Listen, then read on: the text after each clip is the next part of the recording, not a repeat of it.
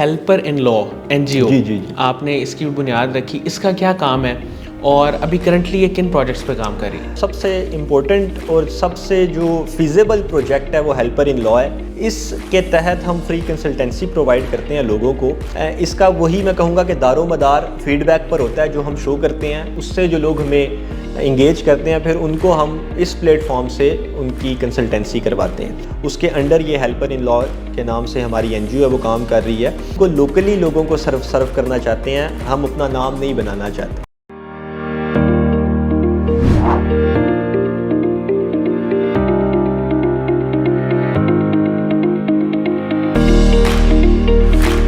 अस्सलाम वालेकुम नाज़रीन, शेयरिंग ऑफ प्रोफेशनल विजडम के साथ मैं हूं आपका मेज़बान अली रहमान खालिद। नाज़रीन, ज़िंदगी में रोशनी बने और सोच बदलेगी तो पाकिस्तान बदलेगा, यही हमारी टैगलाइन है और यही हमारा विज़न है। इसी के साथ हम एक बार फिर हाज़िर खिदमत हैं।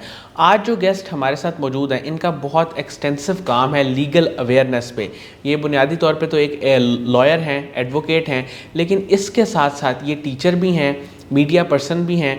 हम आज इनसे ये जानने की कोशिश करेंगे और जब सबसे जो ख़ास बात इनकी है वो ये है कि 2018 में इन्होंने यहाँ पे RJ and media person anchor course, RJ and anchor course Qasim Ali Shah foundation से किया था, जिसने इनकी लाइफ को थोड़ा सा चेंज किया और इन्होंने डिफरेंट एंगल्स पे सोचना शुरू किया। आज हम इनसे जानेंगे कि इस फाउंडेशन ने इनकी ज़िंदगी में क्या वैल्यू ऐड की और फिर लॉ के साथ साथ मीडिया का इंटरेस्ट इनके अंदर कैसे डेवलप हुआ। अस्सलाम वालेकुम आशिर तनवीर शेख साहब, कैसे हैं आप? वालेकुम अस्सलाम, मैं ठीक हूँ सर। मैं आगाज़ यहाँ से करना चाहूँगा कि टीचिंग भी आप कर रहे हैं, आप लॉयर भी हैं, लीगल अवेयरनेस पे भी काम कर रहे हैं, तो आपकी जर्नी कब और कैसे स्टार्ट हुई और फिर उसके बाद कासिम अली शाह फाउंडेशन ने क्या वैल्यू ऐड की? जी अल्हम्दुलिल्लाह। मैं बेसिकली एक कॉरपोरेट लॉयर हूँ। मैं 2014 में जब अपना ग्रेजुएशन कंप्लीट करके फील्ड में प्रैक्टिकली आने की मैंने कोशिश की तो मुझे एक छोटी सी जॉब मिल गई कोर्ट्स में, अनफॉर्चुनेटली। सही, ठीक है। तो मैंने वो जॉब स्टार्ट की और वहाँ जाके मैंने लोगों के मसाइल को बहुत क्लोजली ऑब्ज़र्व करना शुरू कर दिया। मैं उन मसाइल को हल तो नहीं कर सकता था, लेकिन लोगों को दिलासा ज़रूर दे सकता था। फिर मैंने ये सोचा कि मैं दिलासा दे रहा हूँ तो मैं इनको हल करने की भी कोशिश करता हूँ। इसी सोच के साथ मैंने बैचलर्स ऑफ लॉ की डिग्री स्टार्ट की। सही। गो के मेरा ग्रेजुएशन हो चुका था, लेकिन मैंने फिर भी बैचलर्स को दोबारा से इनिशिएट किया कि मैं लीगल पॉइंट ऑफ व्यू से इतना स्ट्रॉन्ग हो जाऊं कि मैं लोगों की मदद कर सकूं। क्योंकि अली साहब, बात यह है कि आशिर तनवीर नाम का एक लड़का जो एक माइग्रेटेड फैमिली से हो और वो फैमिली 1947 में अपना सब कुछ हिंदुस्तान में छोड़कर और इस वतन अज़ीज़ पे कुर्बान करके पाकिस्तान में आई और आने के बाद भी हालात इतने बेहतर नहीं थे। फिर ट्रेजिडीज़ का एक सिलसिला रहा, फैमिली उस तरह से ग्रो नहीं कर सकी। मेरे दादा जान सहाफ़त से मुंसलिक थे तो वो थोड़ी सी विरासत से चीज़ें चली आ रही थी। फिर मेरे वालिद साहब सोशल एक्टिविस्ट रहे कुछ टाइम, उन्होंने अपनी जवानी के दिन दिए इस मुल्क की जमहूरियत को, तो वहाँ से इंस्पिरेशन मिली और मैंने काम शुरू किया। फिर काम करते करते मुझे मेरे एक दोस्त, मेरे एक सहाफ़ी भाई ने बताया कि कासिम अली शाह फाउंडेशन में एक कोर्स शुरू हो रहा है, तो आप वहाँ जाएं। तो मैं इस मोटो से बहुत मुतासिर हुआ कि सोच बदलेगी तो पाकिस्तान बदलेगा। ये जो मोटो था इसने वाकई मेरी सोच को बदला और ये पढ़ने के बाद मैं रावलपिंडी से लाहौर 500 किलोमीटर तय करके सिर्फ़ ये कोर्स करने के लिए आ गया कि मैं यहाँ जाके कुछ नया सीखूं और उसको बेहतर तरीके से डिलीवर कर सकूं। सही।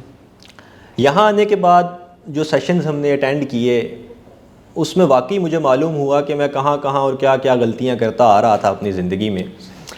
उन चीज़ों को सीखने के बाद 3 दिन की ट्रेनिंग के बाद जब मैं वापस गया तो ऐसा था कि मैं पता नहीं कितनी सदियाँ गुजार आया हूँ और मैं पहले किसी और दुनिया में रहता था, अब मैं किसी और दुनिया में रहता हूँ। फिर उसके बाद हमने सोचा कि हमें टीम चाहिए। फिर हमने एक टीम बनाई, फिर हमने वकला को इकट्ठा किया, क्योंकि पहले आप अपने टीम मेंबर्स को अवेयरनेस देते हैं, आइडिया शेयर करते हैं, तभी वो आइडिया आगे प्रिवेल करता है। आप अकेले कुछ नहीं कर सकते। फिर उसी चीज़ को हमने ऐड अप करते करते एक NGO बनाई। फिर उसके बाद हमने लेक्चर्स देने शुरू किए अवेयरनेस के ऊपर, डिफरेंट इंस्टीट्यूशंस में हम गए, अभी भी जाते हैं। और इसमें मैं थोड़ा सा आपको बता दूं कि अब तक 100+ अल्हम्दुलिल्लाह इस तरह के लोग हैं जिनको हम फ्री कंसल्टेंसी दे चुके हैं और बेहतरीन तरीके से वो अपने केसेस को लेकर आगे चल रहे हैं। सही। अच्छा सर, लीगल अवेयरनेस की आपने बात की, थोड़ा सा इसको एक्सप्लेन कीजिएगा कि इसकी क्या इम्पोर्टेंस है और आपने क्यों महसूस किया कि इस पे आपको काम करना चाहिए? सर देखें, ऐसे है कि मैं जब छोटा था, मैंने अभी जिक्र किया मेरे वालिद साहब सोशल एक्टिविस्ट थे, तो गलियों मोहल्लों में ना कोई बड़े काम नहीं होते। सबसे बड़ा काम आपको बताऊंगा, आपको शायद हंसी आए, मोटरसाइकिल पकड़ा जाए ना तो वो छुड़वाना होता है थाने से। तो उस काम के लिए मेरा एक दोस्त मुझे एक बार ले गया, गो के मेरा ताल्लुक़ लिखने पढ़ने से ही था। उसने कहा ये एप्लीकेशन दे के तो मेरी जान छुड़वा देगा। वहाँ जाकर पता चला, हम एक सफ़े पर दरख्वास्त लिख के ले गए, दरख्वास्त जो सुपुर्दारी की होती है। वो दरख्वास्त ले जाने के बाद जब मैंने जो थाने में मुहर्रर था उसके सामने रखी तो वो देखकर हंसा और मुझे कहने लगा कि ये किसने लिखी है? तो मैंने कहा मैंने ख़ुद लिखी है। मैं अपनी तरफ से बहुत कॉन्फिडेंट था कि मैंने बहुत अच्छा काम किया शायद। तो उसने कहा बेटा जाके किसी बड़े से लिखवा के लाओ। ये बात यहाँ रह गई दिल में। मैंने तब फैसला किया कि यार आपको इतना स्ट्रॉन्ग एटलीस्ट होना चाहिए कि आपके काम पे कोई सवाल ना उठा सके, और अगर कोई सवाल उठाए तो आप उसको उधर ही जवाब दे सको। मतलब इसको हम नेगेटिव नहीं लेकिन पॉजिटिव तौर पे देख सकते हैं कि हमें एटलीस्ट ख़ुद इतना वेल अवेयर होना चाहिए अपने हुकूक के लिए कि आने वाले टाइम में या इस प्रेजेंट टाइम में जो भी हमारे साथ कुछ गलत हो जाए तो हम उसको एटलीस्ट रोक ना सकें तो उसको समझ सकें। मिसाल के तौर पे मैं इसमें ऐड करना चाहूँगा एक वाक़या कि आपको शायद पता हो कि विरासतनामा और जानशीनी का जो सर्टिफिकेट है पाकिस्तान में, वो पहले कोर्ट ऑफ लॉ से मिला करता था। कुछ टाइम कबल अमेंडमेंट्स हुई, ये चीज़ चली गई नादरा के पास। आप यकीन करें अभी तक लोग धिक्के खा रहे हैं कोर्ट्स में। वो आते हैं बेचारे, केस फाइल कर देते हैं, पेंडेंसी ऑफ वर्क की वजह से जजिस को पता ही नहीं चलता ये केस किस चीज़ का है। और 5, 6, 7 महीने गुजरने के बाद जब जज फाइल देखता है तो वो कहता है ये तो फॉर्म ही गलत है, आप नादरा के पास जाएं। सही। तो आपका टाइम ज़ाया हो गया, आपके पैसे ज़ाया हो गए, आपकी मेहनत भी ज़ाया हो गई और आपका काम भी नहीं हुआ। और अल्लाह ताला हम सब के बड़ों को सलामत रखे। एक वो दुख कि हमारा बड़ा हमसे चला गया, जुदा हो गया, और दूसरा दुख कि उसकी जो चीज़ें हैं, जो बाकियात वाजिबात हैं, वो भी हम नहीं अवेल कर पा रहे। तो इन चीज़ों के लिए मैं समझता हूँ कि लीगल अवेयरनेस बहुत ज़रूरी है।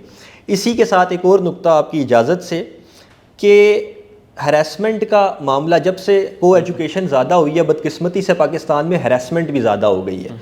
को एजुकेशन, को वर्किंग सेक्टर्स जो हैं वहाँ पे लड़कियों के साथ, इवन लड़कों के साथ भी हरासमेंट के बहुत से वाक़यात होते हैं। अब होता क्या है, एक लड़की या एक लड़का हरासमेंट को फेस तो कर रहा है, लेकिन वो इस डर से कि मेरी बदनामी होगी वो आगे रिपोर्ट नहीं करता। अब लोगों को ये बताने की ज़रूरत है कि जो FIA का साइबर क्राइम विंग है वो इतना एफिशिएंट है कि आपका नाम जो विक्टिम होता है उसका नाम कहीं पे जाहिर ही नहीं करता, ना प्रेस में, इवन ना अपनी फाइल्स पे।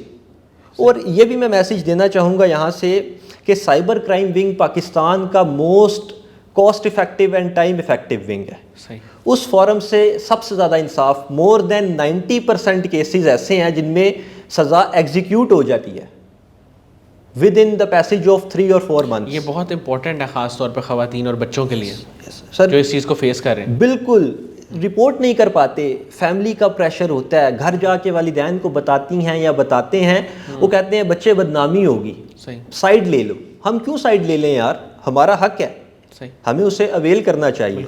ये तभी होगा जब हमारे पास आगाही होगी, लीगल अवेयरनेस कह लें सब टॉपिक्स हैं ये सारे, उसी के सब टॉपिक्स। बिल्कुल सर। अच्छा सर, मैं ये जानना चाहूँगा कि आपने जब इसको सीखना शुरू किया, आपने ज़ाहिर है कि लॉ भी किया और उसके बाद आप वो भी प्रैक्टिस कर रहे हैं और इसमें भी काम कर रहे हैं, तो क्या चैलेंजेस आपने पर्सनली देखे? कहीं पे आपको ज़ाहिर लगा होगा क्योंकि हमारा सिस्टम ओवरऑल बहुत सारे चैलेंजेस का शिकार है, तो आपने क्या चैलेंजेस फेस किए? सर सबसे पहले मैंने आपको बताया मैं एक रेगुलर जॉबी पर्सन था, मैं जॉब किया करता था, लेकिन इस काम के लिए मुझे सबसे पहले तो अपनी जॉब को स्किप करना पड़ा। और जैसे ही आपको पता है पाकिस्तान ऐसा मुल्क है कि हम एसेट्स तो बना नहीं पाते, ठीक है, पॉकेट मनी के साथ ही चीज़ें चल रही होती हैं, हैंड टू माउथ होता है हर इंसान। तो सबसे बड़ी तो फाइनेंशियल चेंजेस होती हैं जो आपको तंग करती हैं बहुत ज़्यादा। और फिर चैलेंजेस की बात की जाए तो आपकी फैमिली सबसे ज़्यादा आपको कहती है कि यार ये किस काम में पड़ गए हो। मतलब जो बंदा खुद अपने लिए कुछ नहीं करना चाह रहा, तुम्हें क्या पड़ी हुई है, तुम उसके लिए कुछ करो। लेकिन हम जिस प्लेटफॉर्म पे आज बैठे हुए हैं, ये जिस छत के साए में हम बैठे हैं, इस छत ने इंस्पिरेशन, मोटिवेशन, आप कह लें खुद एतमादी, खुद एतकादी के साथ साथ इतनी चीज़ें आपके कल्ब के अंदर भर दी हैं कि आप कहते हो कि मैंने इंसान की खिदमत करनी है, मैंने इंसानियत की खिदमत करनी है। बिल्कुल। तो उस खिदमत को देखते हुए आप उन चैलेंजेस को भूल जाते हो। भूलते नहीं भी हो तो एटलीस्ट आपके पास वो पावर होती है कि आप अपने चैलेंजेस को खुद फेस करके उन्हें स्टेप डाउन करवा दो कि यार नहीं, मैंने ये काम करना है। क्योंकि मैं खुद भी वकील हूँ, तो बदकिस्मती से हमारा अपना भी कोई रोल इतना अच्छा नहीं है। इस प्रोफेशन में भी कुछ ब्लैक शीप्स हैं, कुछ ऐसे लोग भी हैं जो वकील नहीं होते और काला कोट पहन के बार में आके बैठ जाते हैं, गो के पकड़े जाते हैं, लेकिन वो 1-2 दिन में अपना काम पकड़े जाने से पहले पहले कर जाते हैं।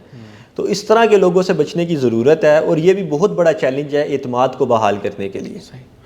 अच्छा सर, मैं ये जानना चाहूँगा कि आपने मीडिया की फ़ील्ड को कब इंतखाब किया, तो मीडिया की तरफ आपका रुझान कब और किस तरह डेवलप हुआ, और फिर इसके साथ साथ आपका जो वेब बेस्ड एक चैनल है कोर्ट स्टूडियो, यानी हक के नाम से वो चैनल है और आपका शो है कोर्ट स्टूडियो, तो इसका आगाज़ क्यों किया? सर देखें, सबसे ज़रूरी जो आपने मेरे से बात की मीडिया की, आजकल हर चीज़ डिजिटलाइज हो गई है। मैंने कॉलम्स लिखने शुरू किए 2015-16 में, तो एक अखबार भी मुझे नहीं समझ आती थी कि बिका है या नहीं बिका, या बिक गया तो मेरा कॉलम उसने पढ़ा या नहीं पढ़ा। तो एटलीस्ट आपको डिजिटलाइज होने के बाद ये पता चल जाता है कि यार 2 लोगों ने आपका काम देख लिया। आपकी इनर सेटिस्फेक्शन के लिए ये बहुत ज़रूरी है। फीडबैक आ जाता है। फीडबैक आ जाता है। फीडबैक नहीं भी आता तो एटलीस्ट आपको पता चल जाता है कि डिलीवरी हो गई है। मतलब आप एक कॉन्ट्रैक्ट कर रहे हैं सोशल, और उसकी ऑफ़र आपने कर दी, तो सामने एक्सेप्ट करने वाला भी कोई बैठा हुआ है। ये थोड़ी सी लीगल साइड पे हो गई बात, लेकिन ये कॉन्ट्रैक्ट के साथ मैंने रिलेट कर दिया इस चीज़ को। तो यहाँ पे जैसे मैंने आपको बताया कि 18 में मैं यहाँ आया, तो मैंने यहाँ आके मीडिया की कुछ टेक्निक्स एज ए होस्ट सीखी, और फिर वही टेक्निक्स मैं लेकर गया रावलपिंडी में। हक न्यूज़ एक चैनल है वहाँ पर वेब बेस्ड, उनकी मेहरबानी, उन्होंने हमें ये प्लेटफॉर्म दिया कि हम ये काम करें। क्योंकि आजकल हमारी बदकिस्मती है कि हम प्लॉट्स पे तो शो कर रहे हैं, रियल स्टेट पे शो कर रहे हैं, एजुकेशन पे बहुत कम काम हो रहा है, और एजुकेशन में भी जो लीगल सेक्टर है उसमें तो 0% काम हो रहा है। तो हमने ये इनिशिएटिव लिया कि हम पहले जाके लोगों को सुने। एक नई चीज़ हमने इंट्रोड्यूस की, उसको हम पब्लिक लिसनर कहते हैं। मैं भी अपने नाम के साथ जब अपना इंट्रो देता हूँ तो पब्लिक स्पीकर के बजाय पब्लिक लिसनर देता हूँ, क्योंकि आजकल कुछ अच्छे पब्लिक स्पीकर्स के अलावा कोई मार्केट में कोई अच्छी एवरेज काम नहीं हो रहा। तो हमने लिसनिंग का काम शुरू किया कि हम पहले लोगों से फीडबैक लें कि उनके मसले क्या क्या हैं, और फिर उन पे जाके अपने शो में बात करें। हक न्यूज़ पे शो है कोर्ट स्टूडियो, हमने इसका नाम इसलिए रखा कि क्लिक हो जाए लोगों को पता चले कि कोर्ट का एक स्टूडियो हमने बनाया, और वहाँ पे हम डिफरेंट जो कंटेंट है लीगल पॉइंट ऑफ व्यू से उस पर बात करते हैं। अच्छा सर, मुझे ये बताइएगा कि हेल्पर इन लॉ NGO जी, आपने इसकी भी बुनियाद रखी, इसका क्या काम है और अभी करंटली ये किन प्रोजेक्ट्स पे काम कर रही है? सर मोस्ट इम्पोर्टेंट, हमारा जो सबसे इम्पोर्टेंट और सबसे जो फिजिबल प्रोजेक्ट है वो हेल्पर इन लॉ है।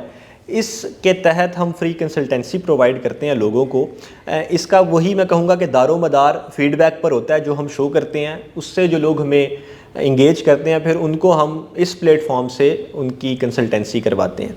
अभी तक हम, जैसे मैंने पहले भी बताया कि मोर देन 100 पीपल्स या 100 पार्टीज़ आप कह लें, एक बंदा नहीं होता, काफ़ी लोग होते हैं इन्वॉल्व एक किसी भी केस में, तो उनको हम डिलीवर करते हैं काम। और इसका मज़ीद इसको आगे बढ़ा रहे हैं, लोग आ रहे हैं हमारे साथ। जो हमारी लॉ फर्म है उसके अंडर ये हेल्पर इन लॉ के नाम से हमारी NGO है, वो काम कर रही है। और इसको भी वही कहूँगा कि इसलिए इसका नाम इतना इजी रखा हुआ है कि आम बंदा आसानी से हमारे पास आके अपनी बात कर सके, बजाय इसके कि मैं कोई बहुत मुश्किल नाम रख के काम शुरू करूं और इंटरनेशनल रिकग्निशन पे चला जाऊं कि जी मेरी रिकग्निशन अच्छी हो जाएगी। तो हम उनको लोकली लोगों को सर्व करना चाहते हैं, हम अपना नाम नहीं बनाना चाहते। अच्छा सर, अकब लॉ फर्म ये जो है आपकी एक फ़र्म भी है, तो इसके बारे में थोड़ा सा बताएं कि ये अभी करंटली किन प्रोजेक्ट्स पे काम करिए और फ्यूचर में आपके और इस फर्म के दोनों के क्या गोल्स हैं। सर ये मैं थोड़ा सा आपको तस्हीह कर दूं, ये अकाब के नाम से है। अच्छा। इसका ओरिजिन हमने बड़े मशहूर एक शेर से लिया कि तुंदी बाद मुखालिफ से ना घबरा ए उकाब, ये तो चलती है तुझे ऊंचा उड़ाने के लिए। तो ये वो वाला उकाब है, इसको हमने AKAB अकाब बनाया। ये 4 लोग हैं बेसिकली हम ये काम करते हैं। और मैं फिर कहूँगा कि मेरी टीम बहुत अच्छी है और मेरी तरह ही है। सारे जो हैं वो सेल्फ मोटिवेटेड हैं और लोगों के लिए भलाई करना चाहते हैं। जैसे मैंने बताया कि हेल्पर इन लॉ से हम लोगों को उठाते हैं और अकाब के छतरी के नीचे इकट्ठा करके कोर्ट्स में भेज देते हैं। फिर कोर्ट्स में जो प्रोसीडिंग्स होती हैं उनको फ्री ऑफ कॉस्ट डील कर रही होती है हमारी ये लॉ फर्म। इसके जो एक्सपेंसेस हैं वो हमारे एक फ्रेंड हैं वो ही डील करते हैं। इसको हमने कोई मतलब उस तरह से चंदा बॉक्स नहीं लगाए हुए कहीं पे, या कोई इस तरह की हम चैरिटी इकट्ठी करके ये काम नहीं कर रहे। हम खुद से कर रहे हैं, अपने लिए लोग देखते हैं और ख़ुद से जाके इन चीज़ों को सेटल डाउन करते हैं। अभी इस लॉ फर्म ने, जैसे मैंने आपको बताया कि तकरीबन सैकड़ों लोगों को फ़ायदा दे चुकी है और आगे मज़ीद हम काम कर रहे हैं कि पाकिस्तान में जो जुडिशल सिस्टम है इसमें बेहतरी कहाँ कहाँ लाई जा सकती है। मिसाल के तौर पे हमारा जो जुडिशल सिस्टम है ये बहुत पुराना हो चुका है। हमारे पास बहुत बड़े बड़े दिमाग तो हैं, लेकिन अनफॉर्चुनेटली उन्होंने लॉ को मॉडर्नाइज नहीं किया मॉडर्न टाइम के साथ। करिकुलम और सिस्टम को अपडेट नहीं कर सके। अब जैसे हम मॉडर्न कंट्रीज़ की बात कर लें, सिंगापुर की, तुर्की की, या लंदन तो चलें बहुत आगे है, हम उस तरफ नहीं जाते। लेकिन ये जो हमारे पास कंट्रीज़ हैं जिनको हम समझते हैं कि हम इनसे कम्पीट आने वाले 10-20 साल में कर जाएंगे, इन्होंने अपने जुडिशल सिस्टम को इतना बेहतरीन कर लिया है। ऐसे ऐसे इन्होंने प्रोग्राम्स मुतारिफ़ करवाए हैं कि आप यकीन करें कोर्ट्स में केसेस जाते ही नहीं हैं। कोर्ट में केस जाने से पहले ही आपको अवार्ड मिल जाता है और वो इतना बाइंडिंग होता है कि कोर्ट ऑफ लॉ में वो चैलेंज भी नहीं होता। पार्टी सेटिस्फाई होकर घर जाती हैं। उसकी वजह कि अगर मेरा डिस्प्यूट कमर्शियल है ना, तो हमने कमर्शियल एक्सपर्ट्स रखे हुए हैं उस काम के लिए। ठीक है, कमर्शियल एक्सपर्ट बेहतर तरीके से समझ सकेगा कि दो जो पार्टीज़ है जिनका कोई बिजनेस क्लैश है वो किस तरह से मसला उनको हो रहा है चीज़ों में, बजाय इसके कि कोई जज आपने बिठाया हुआ है, गो कि उसके पास बहुत इन्फॉर्मेशन होगी लॉ के हवाले से, लेकिन टू दी पॉइंट उसके लिए आना बहुत मुश्किल है। और फिर वही बात कि टाइम बहुत ज़ाया होगा उसको चीज़ समझने में, पेंडेंसी ऑफ वर्क बहुत ज़्यादा होगी, वो बेचारा पहुँच ही नहीं सकेगा। तो इसलिए इसको बेहतर करने की ज़रूरत है। जुडिशल सिस्टम पे ओवरऑल हम एक पेपर लिख रहे हैं, इंशाल्लाह वो जल्द ही शाया होगा इसी प्लेटफॉर्म से। सर, आपकी ज़िंदगी में कोई इंस्पिरेशन या कोई ऐसा इदारा जिससे आप वाकई बहुत ज़्यादा मुतासर हो, तो उसका बताएं। सर ये तो वही बात होगी कि मैं जिस इदारे में बैठा हुआ हूँ यही मेरी इंस्पिरेशन है। और जैसे मैंने आपको बताया कि काम तो हर इंसान कर रहा है, लेकिन स्मार्ट वर्क बहुत ज़रूरी है। सही। आप स्मार्ट वर्क जिस इंस्टीट्यूशन से सीख लें फिर आप उस इंस्टीट्यूशन को छोड़ नहीं सकते। और ये वही बात है कि आज 5 साल बाद मैं दोबारा इसी प्लेटफॉर्म पे आया हूँ, कुछ नई चीज़ें सीखने, कुछ बातें बताने कि सर हम ये काम कर रहे हैं, हमारे साथ आएँ, हमें इनकरेज करें। हम मज़ीद मोटिवेट होना चाहते हैं, हमें मज़ीद मोटिवेट करें। और जैसे पहले 2018 में जब हम एज ए टीनेजर आए थे काम सीखने के लिए कि हम काम करना चाहते हैं, तो हमें इस इदारे ने गोद में ले लिया था कि हाँ हम आपको काम